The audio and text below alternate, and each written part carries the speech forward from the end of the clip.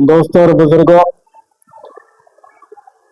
آپ حضرات بھی دیکھ رہے ہیں اور ہم بھی دیکھ رہے ہیں کہ آئے دن ہمارے پروگرامات میں، دینی جلسوں میں لفاظیاں بڑھتی جا رہی ہیں اور عوام کے اندر سے اللہ اور اس کے رسول کی محبت کم ہوتی جا رہی ہے۔ یہ غلطی عوام الناس کی نہیں بلکہ ہم جیسے لوگوں کی ہے کہ ہمیں موٹے نذرانے دینے کے بعد بلایا جا رہا ہے، ٹھیک ہے، اس کے بعد ہم اس کے بدلے میں عوام الناس کو دیتے کیا ہیں؟ سیدھا سادے جو مسلمان ہیں انہیں ہم کیا دے رہے ہیں؟ صرف ایک دوسرے کی تانا زنی ان کے گوشے گزار کی جا رہی ہے۔ ایسے ہی خطیب پیشہ آور مولوی کے لیے ایک ہمارے سنی برادرز کر کے حضرات ہیں، یہ یوٹیوب پر بڑے فیمس بھی ہیں الحمدللہ۔ اللہ ان کی محبت کو لوگوں کے دلوں میں جو ہے کہ برقرار رکھے اور ان کی کہی ہوئی باتوں پر لوگوں کو عمل کرنے کی توفیق عطا کرے۔ تو انہوں نے اس طریقے سے زناٹے دار تماچے لگاتے ہوئے پیشہ آور خطیبوں کو اپنے کمیڈین انداز میں اس طریقے سے جواب دیا ہے، اس طریقے سے جو ہے کہ ان سے خطاب کیا ہے، وہ بھی آپ کو ہم سنائیں گے کہ میں اسکرین پر لگا دیتا ہوں، آپ حضرات جو ہے کہ اس کو پہلے یہ ویڈیو دیکھیں، اس کے بعد انشاءاللہ العزیز ہم بھی کچھ 2 منٹ کے لیے آپ سے گفتگو کریں گے۔ ارے یہ بتائیں گے ہمیں، سنو کان کھول کر، مسلک اعلیٰ حضرت اگر کتابوں سے سمجھو گے تو کتابوں سے سمجھائیں گے اور اگر جوتوں سے سمجھو گے تو جوتوں سے سمجھائیں گے۔ یہ سب کرو، لفاظی کرتے رہو، دلائل کی روشنی کی جو باتیں نہیں کرو گے یار۔ آپ جیسے لوگوں کو دیکھ کے مجھے لگتا ہے کہ ہمارے اکابرین جو ہے نا کتابیں لکھ کے غلطی کرتے ہیں۔ اب مطلب اہل سنت کے اسٹیج میں یہی سب ہوگا، لفظی ہوگا، جملے بازی ہوگا، قرآن و حدیث نہیں ہے۔ جھارکھنڈی کہہ رہا ہے کہ حلوہ کتاب میں نہیں کڑھائی میں ہوگا، جھنڈا کتاب میں نہیں بانس میں ہوگا، اور دلبر بات کہہ رہے ہیں کہ وہابیوں کو مروڑ دو پھروڑ دو۔ جب بےعزتی ہے، یہ اعلیٰ حضرت سے زیادہ آپ لوگ اہل سنت کو سمجھا رہے ہیں۔ اعلیٰ حضرت کے پاس کیا جوتا نہیں تھا؟ 32 جلد کی فتح اور کاہے لکھے اتنی کتابیں اور فتح نویسی کیوں کیے؟ وہ جوتا نہیں تھا ان کے پاس؟ ٹھیک ہے، ٹھیک ٹھیک۔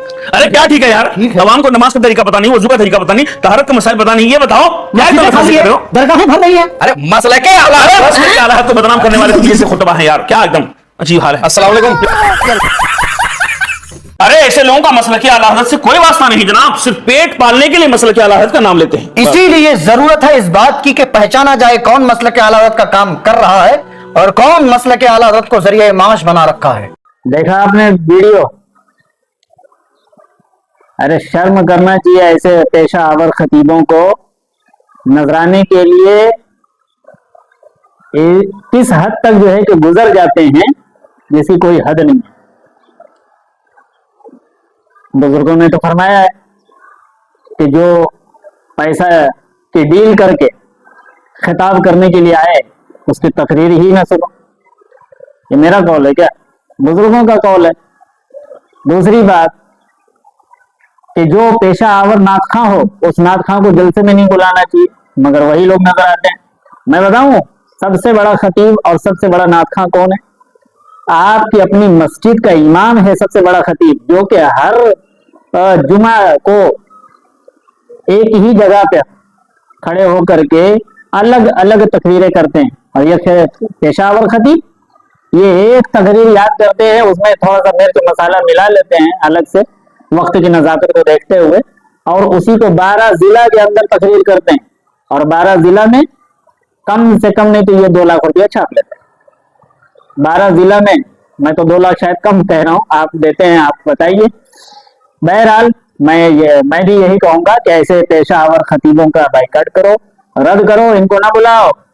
جن سے سنیت بدنام ہوتی ہو، جن سے جو ہے کہ مسلک کا کام نہ ہوتا ہو، جو صرف کمیڈی گیری کرتے ہوں، جو صرف اسٹیج پر بیٹھ کر کے لفاظی کرتے ہوں، نہ ایسے نعت خانوں کو اپنے جلسے میں بلاؤ، نہ ایسے جو ہے کہ خطیبوں کو اپنے جلسے میں بلاؤ، بلکہ اپنے جلسے کو بھی پاک و شفاف رکھو، اور اپنے جلسے میں جو خدمت خلق کا جذبہ لے کر کے آئے اسے بلاؤ، جو اللہ تبارک و تعالیٰ کے بندوں کو کچھ دین سکھانے اور بتانے کی نیت سے آتا ہو اس کو بلاؤ۔